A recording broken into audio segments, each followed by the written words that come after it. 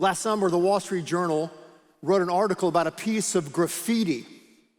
Not just any graffiti, but American graffiti. Not just American graffiti, but graffiti found right here in Houston, Texas. What graffiti am I talking about? Well, if you're traveling down I-45 South, you see it every day going into work. There it is. Be someone. Be someone. How many of you are familiar with that piece of graffiti? Raise your hand. A lot of us here are. Now, that's been there for a pretty long time. Matter of fact, according to my kids, that has become a Houston icon, a landmark, that piece of graffiti found on that train bridge that is encouraging us, either sarcastically or perhaps realistically, to be someone. Now, a lot of graffiti simply doesn't last. That will not last. Eventually, someone's going to paint over that, or they're going to pressure wash it away. It won't be here forever, but some graffiti, not a lot, has stood the test of time. Check out this little Italian beauty found in a museum. You see it? That dates back to 200 AD, the 2nd century. It's got some type of Greek words under there. It's got a donkey and a young guy over there with his hands raised up. And if you're wondering what those words mean and what this is all about, hang on to your cowboy hat. We're going to get there in a second. Because to understand really anything, like to understand the translation of those Greek words and to understand that image, we need context. We need context. And one of the big problems we have in our society today, we have a lot of problems, is a lack of context.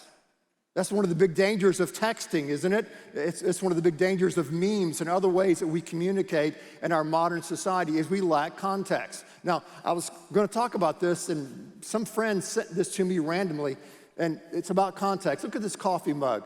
I just thought this was interesting. It says, "I can do all things through a verse taken out of context."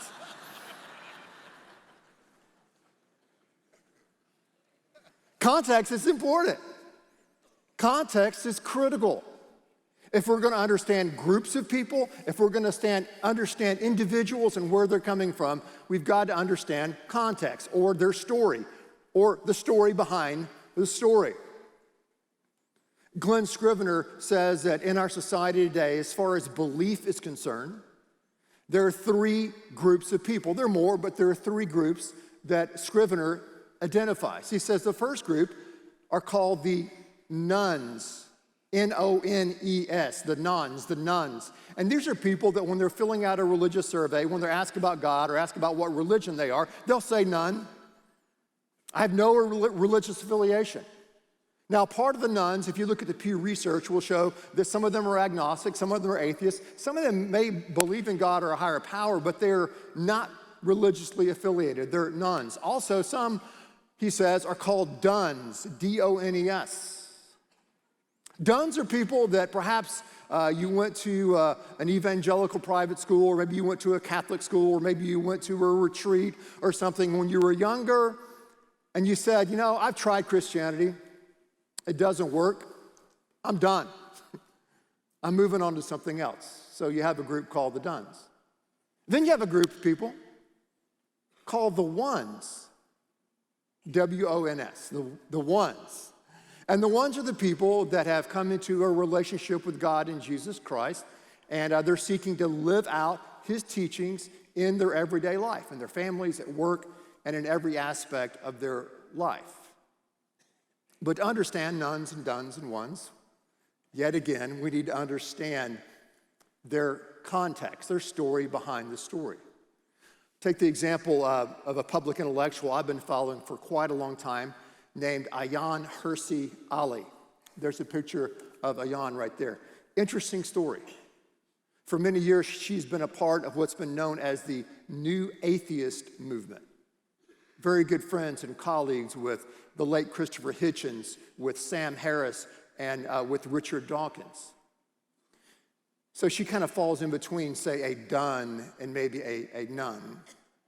But you ask the question, how did someone like Ayaan get to a place where she says, I'm done, or I don't believe there is a God? Well, if you know her story, she was born and raised in Somalia.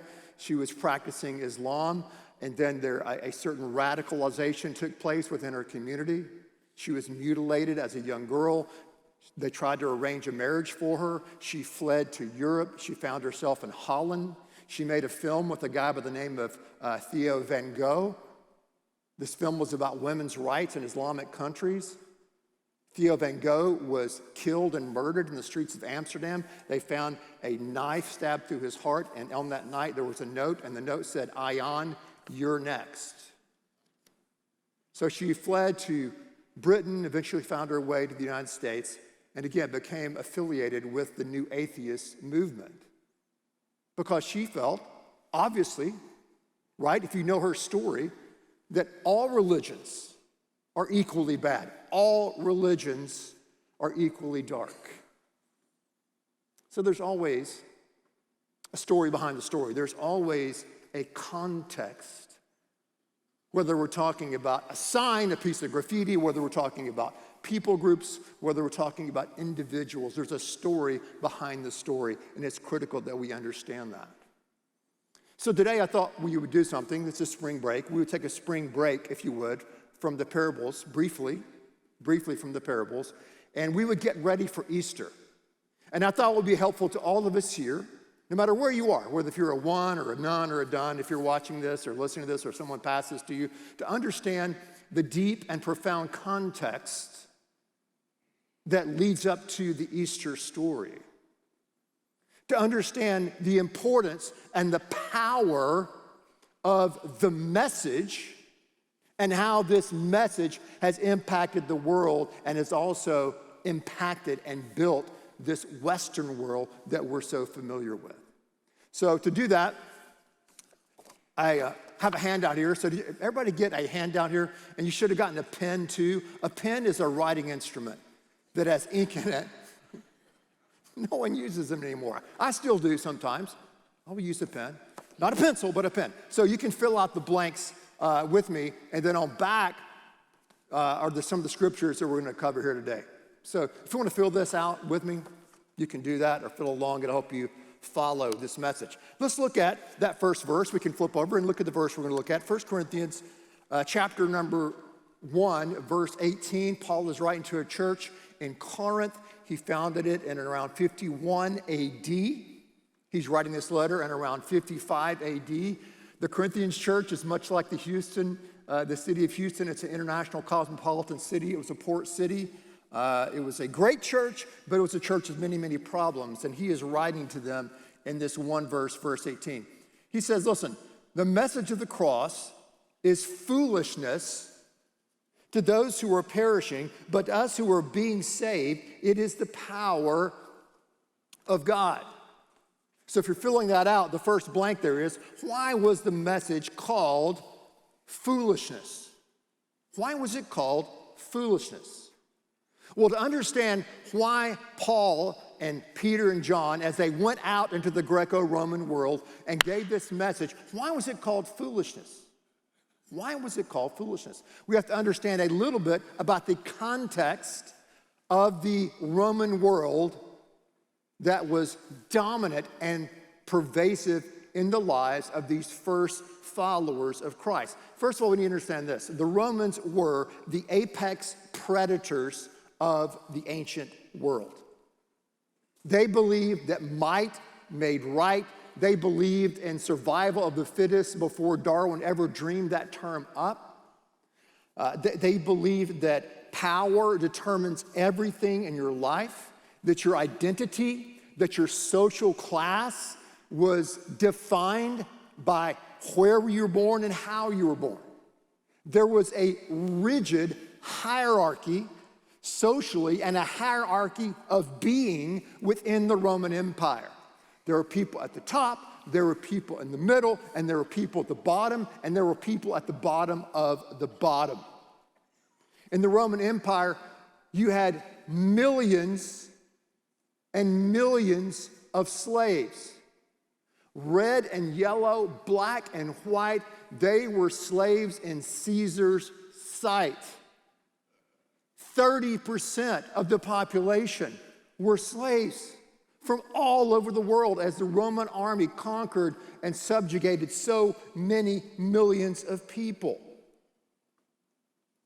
So slavery was massive.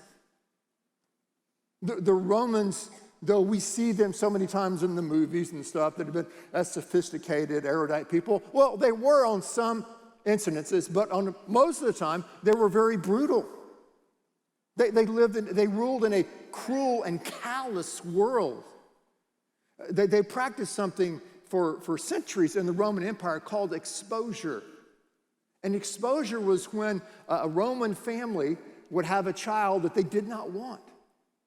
And they would take the child, or they'd take the infant, and they would throw it down a well. They would drown the infant in a river. If someone deemed the boy or the girl pretty enough, they would sell them to the local brothel, the prostitution ring, which was run by the state and sanctioned by the state. They would throw them in a garbage dump. When a Roman family would have a child, the husband had absolute power. If it was a girl, he may say, discard it in the street or take it down to a brothel. If it was a boy, let's raise him up. That was the hierarchy. There was no Roman dream of moving up the ladder. Everybody was born into this rigid hierarchy of being. No one would have painted, either sarcastically or realistically, a graffiti that said, "Be someone," unless you were a Roman citizen. Now, if you're wondering, in a society of 35% of your population are slaves, how do you keep people in order? How do you keep people from rebelling? Well, the Romans ruled by fear, by intimidation, and by crucifixion. A Roman citizen could not be crucified. It was so ghastly, so painful, so gross, so utterly shameful and degrading and dehumanizing. A Roman citizen could not, would not, shall not be crucified. Paul was not crucified. He was beheaded under Nero, but not crucified. Peter, because he was not a Roman citizen, was crucified. Hundreds of thousands of people were crucified, primarily slaves, rebels, and criminals were crucified by the Romans. And it was a painful death, as we've heard many times within the context of the church. It lasted hours, sometimes it lasted days. And that was simply one aspect of it, the brutality. The most detestable part for people living in that very rigid culture was the shame factor. You were hung, you were crucified naked. It was a public proclamation that you are the lowest of the low, you are the scum of the earth, you are a servant or a slave, or you've sunk so low that you have been crucified. One of the senators within the Roman government was murdered by one of his slaves. The Senate, it'd be like our Congress doing this, the Senate voted that this senator's 400 slaves that he had, all of them, men, women, and children, were to be crucified. So they cobbled together 400 crosses and crucified 400 men, women, and children. Crucifixion was more than just a physical, agonizing, torturous death. It was more than showing that you have hit the very rock bottom of existence. But it was a billboard of power, where Rome was saying, if any of you non-Romans blink or twitch, this is what will happen to you.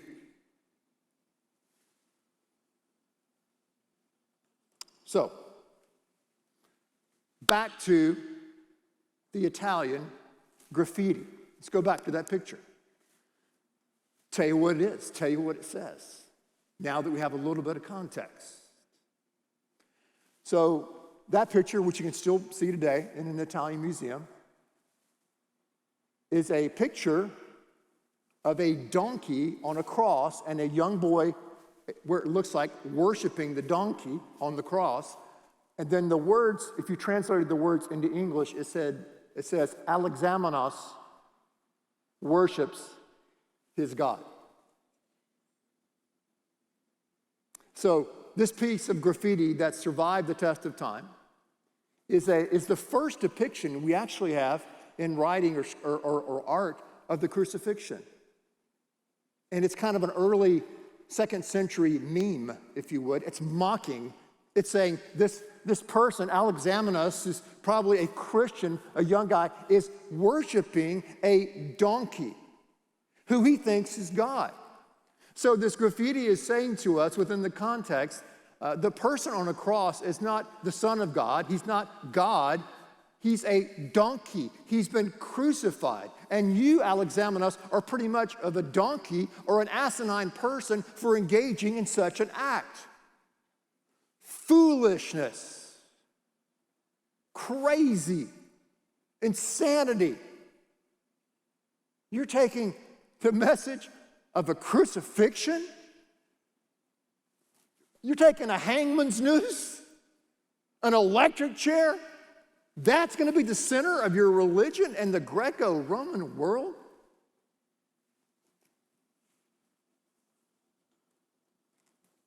So how astonishing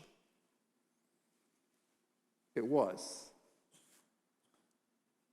to Greco-Roman citizens when they heard this message delivered by Paul, delivered by John and Peter and Thomas and others, that a particular person, a particular victim in an obscure small town region of the Roman Empire was crucified. Hundreds of thousands of people were crucified. That was no big deal. But this particular one that was crucified was actually God in the flesh.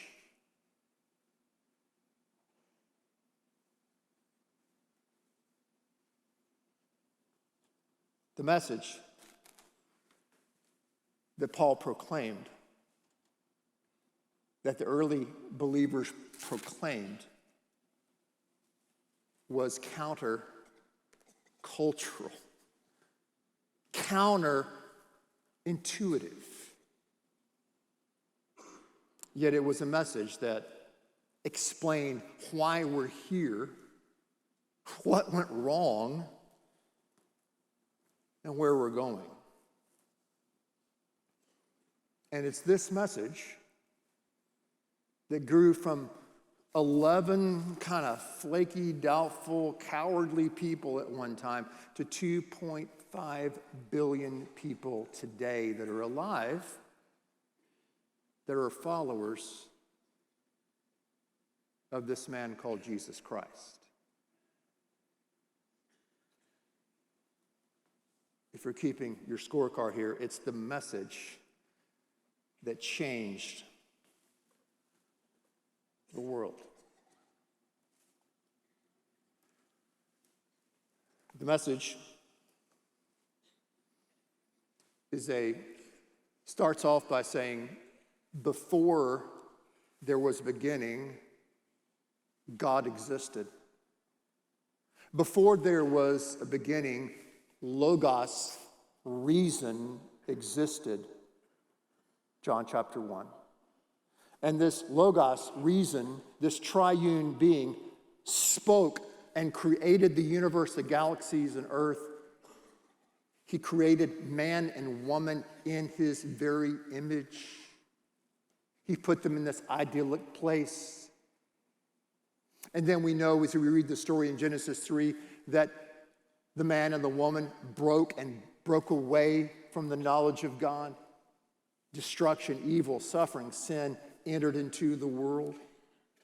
God came in and he broke through his promises, through his covenants, and then he broke through ultimately through sending his son, Jesus Christ, to live a perfect life, to die, to rise again. And then we know that he will come back and he will re-beautify, he will recreate this world that we live. That is the story, that is the meta-narrative that is for everyone and every place. That's the message of the cross. And the message of the cross is the power of God. All humans are of equal value. That's a Christian belief and assumption. All people are made in the image of God. That is a Christian assumption and belief. All have sinned and all are separated. No matter where you are in the supposed social hierarchy in the Greco-Roman world, that's Christian.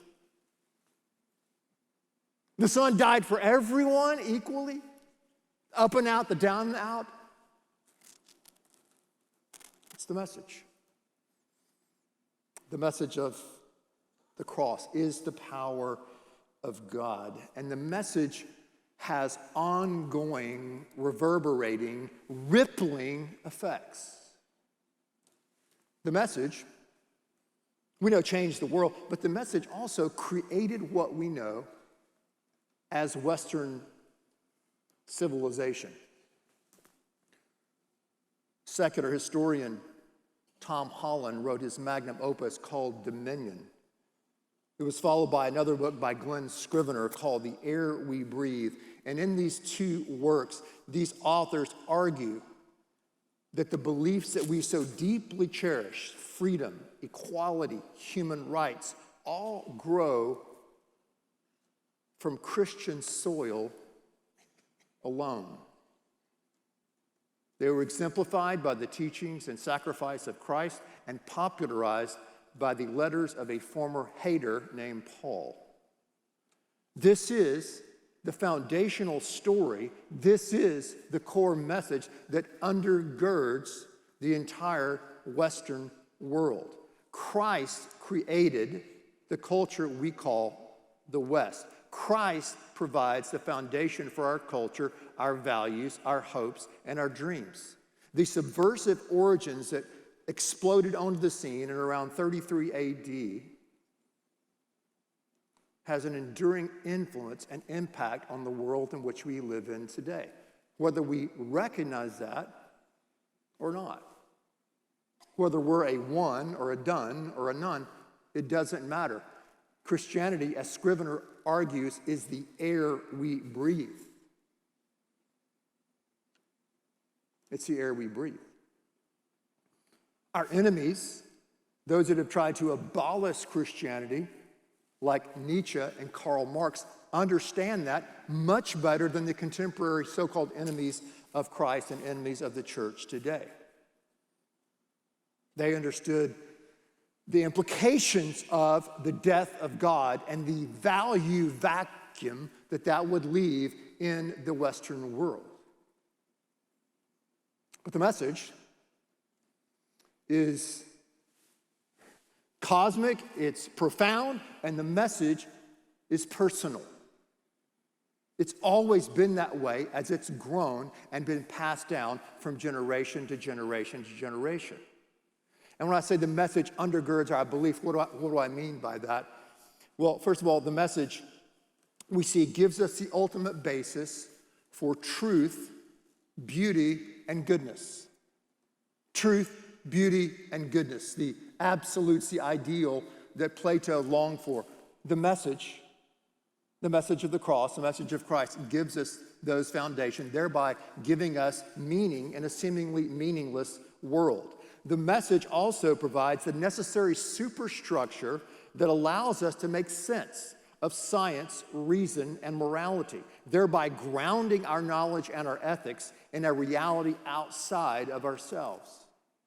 Also, pragmatically, the message fulfills our psychological, sociological, and theological needs, thereby solving the problem of human existence. Who am I? Why am I here? Where am I going?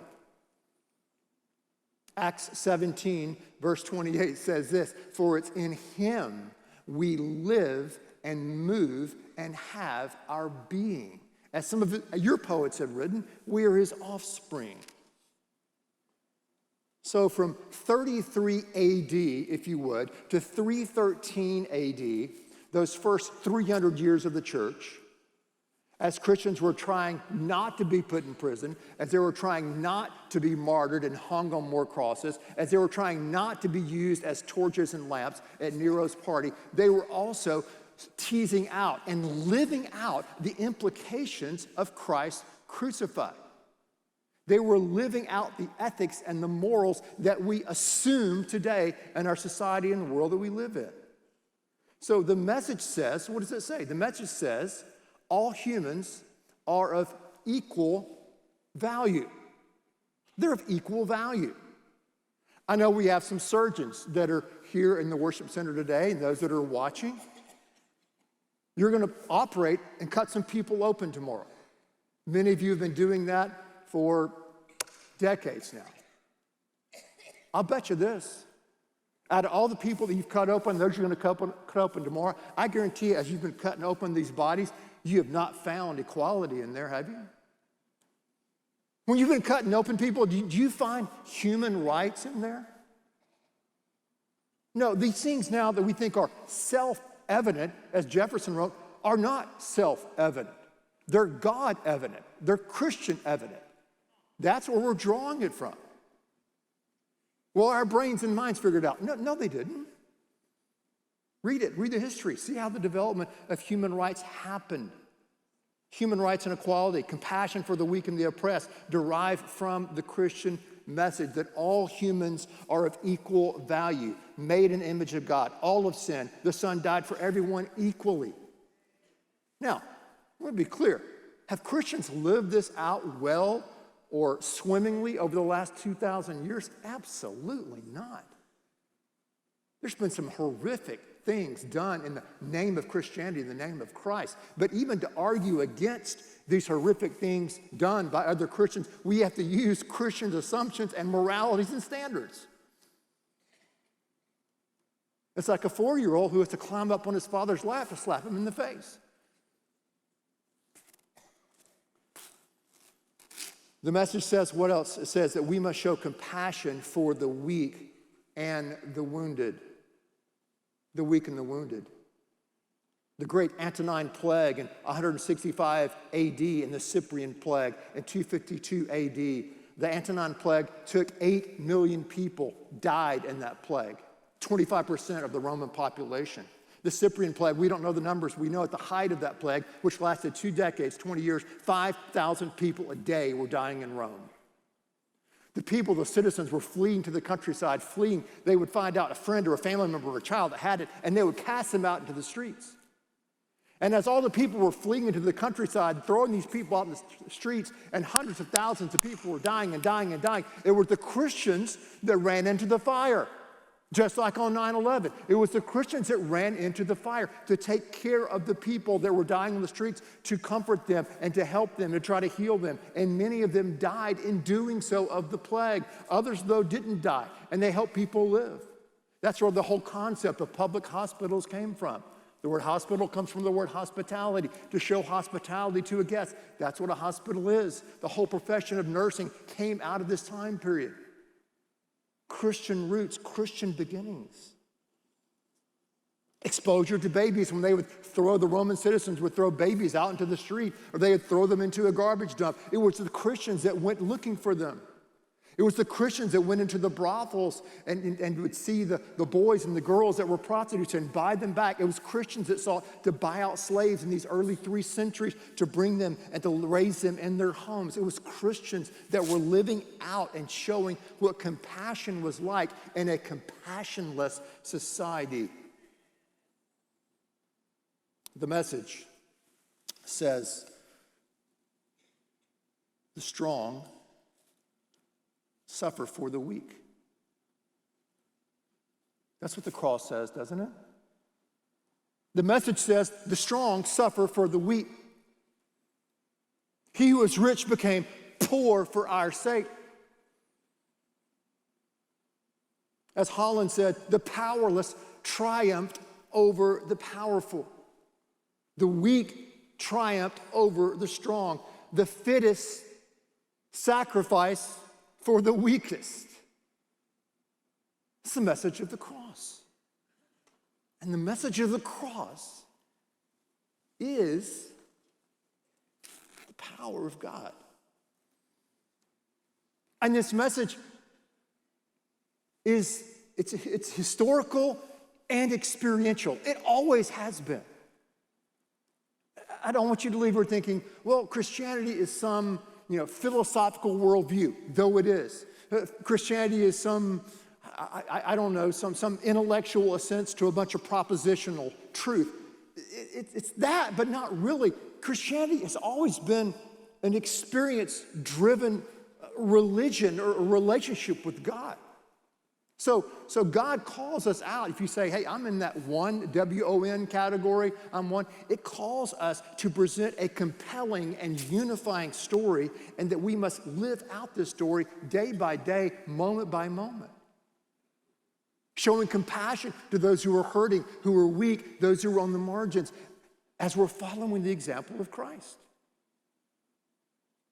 Philippians 2, one of the earliest passages and creeds that we have, says that Christ emptied himself, took on the nature of a servant, served other people, touched lepers, was around and touched and healed hurting people, marginalized people. Christ calls us to do that today. And then one more thing about the message calls for a response. Whether it was a bunch of smelly fishermen like Peter and John, or sophisticated intellectuals like Paul and Irenaeus, when they took this message out into the streets, when they took this message into the synagogues, when they took this message in the towns and cities and the boats, as they traveled around the world, they always called for a response. So I want to challenge you.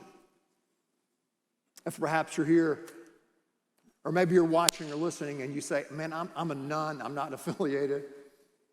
Or maybe you say, man, I'm done. I tried Christianity, probably, in my opinion, a reductionistic form of Christianity. I want to encourage you to explore, if you would, the deep implications of the message of Christ, the message of the cross. Explore that.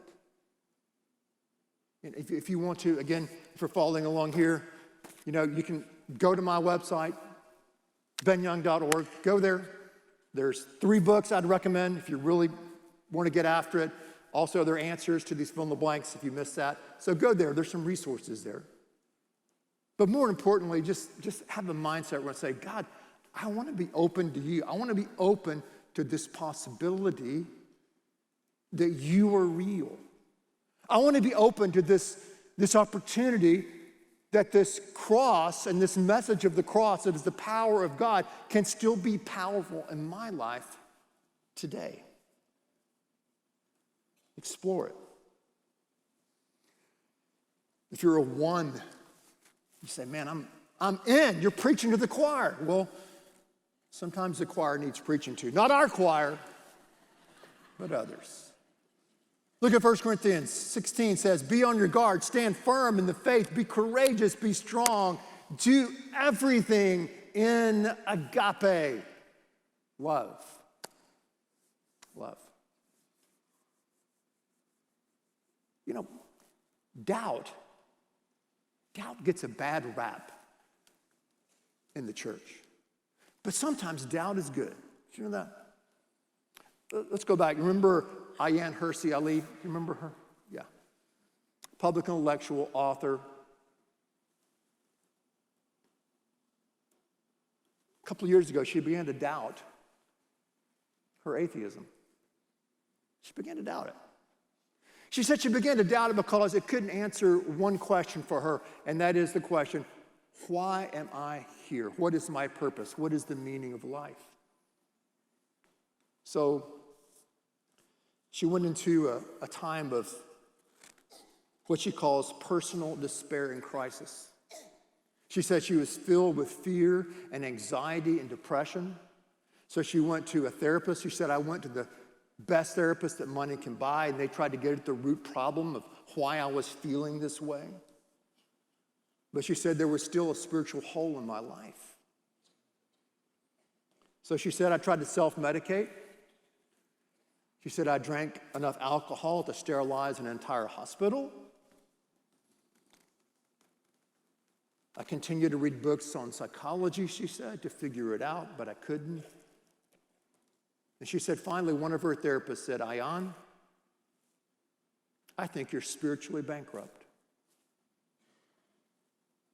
And she said, I had given up hope. She said, I was in a place of darkness, but I thought, why not? Why not open myself up to this possibility? And she told this therapist, she said, listen, the God that I grew up with was a horror show who hated women, who hated me, who was brutal and cruel. And the therapist said, I want you to do something. Ayan, I want you to write out a description of what you think would be a good God or higher power. Write that out. And so Ayan said, I began to do that. And she said,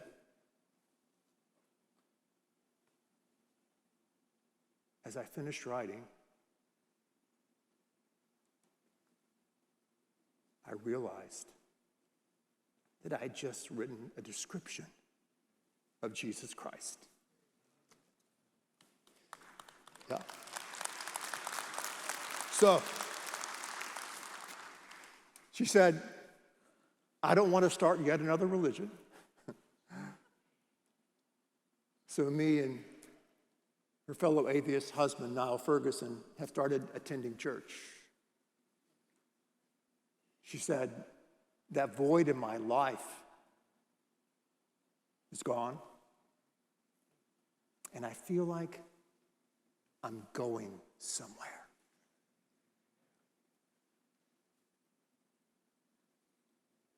The message of the cross is the power of God.